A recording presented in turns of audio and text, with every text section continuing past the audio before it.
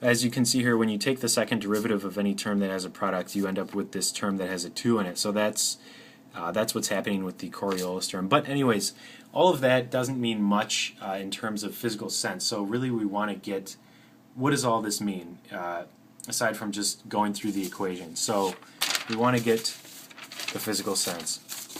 So I think the best way to do that is an example.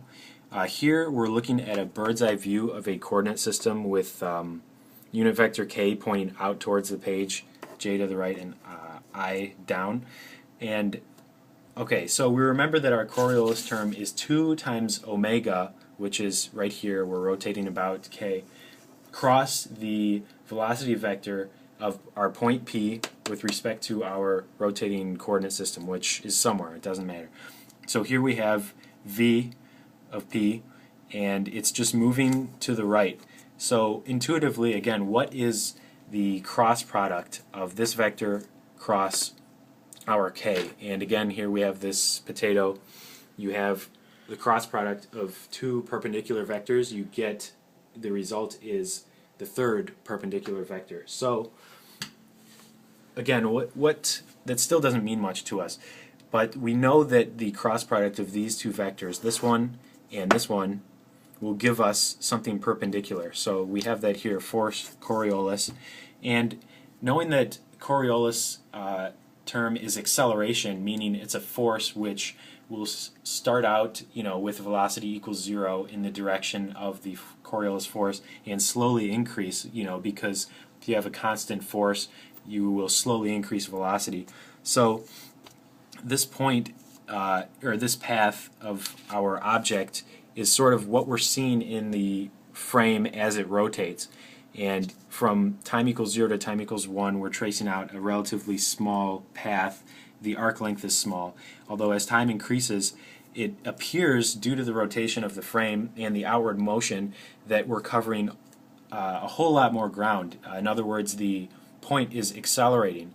And this is all just an illusion due to the rotating reference frame. And this video really demonstrates it quite well, better than I could. And of course I'll be showing a physical demonstration to the class, but this video for now will work.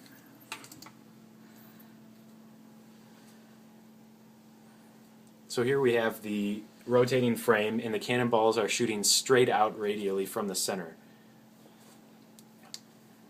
But now we're switching to the disk's frame of reference, and the paths of the cannonballs seem to curve, even though in reality they don't. Again, this is part of the illusion.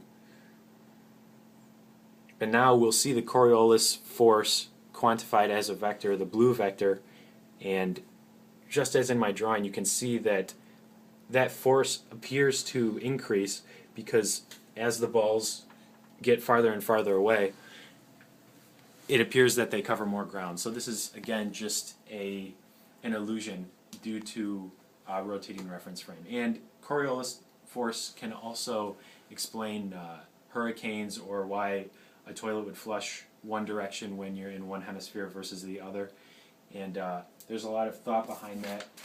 And this isn't perfect yet, although my best thought on it is that it's actually a lot of things going on.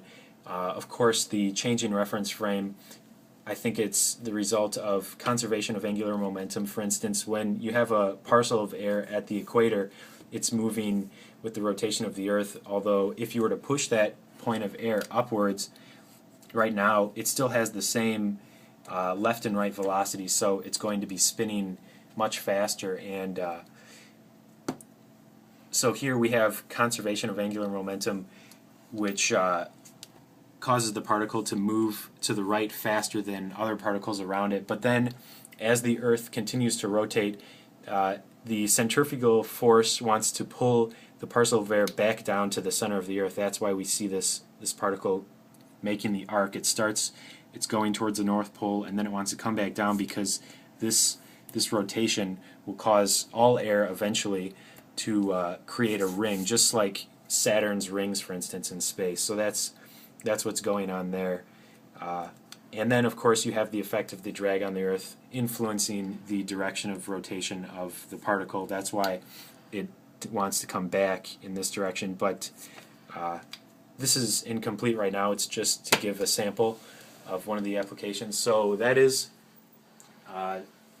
derivation of Coriolis force in a taste of the presentation of the class.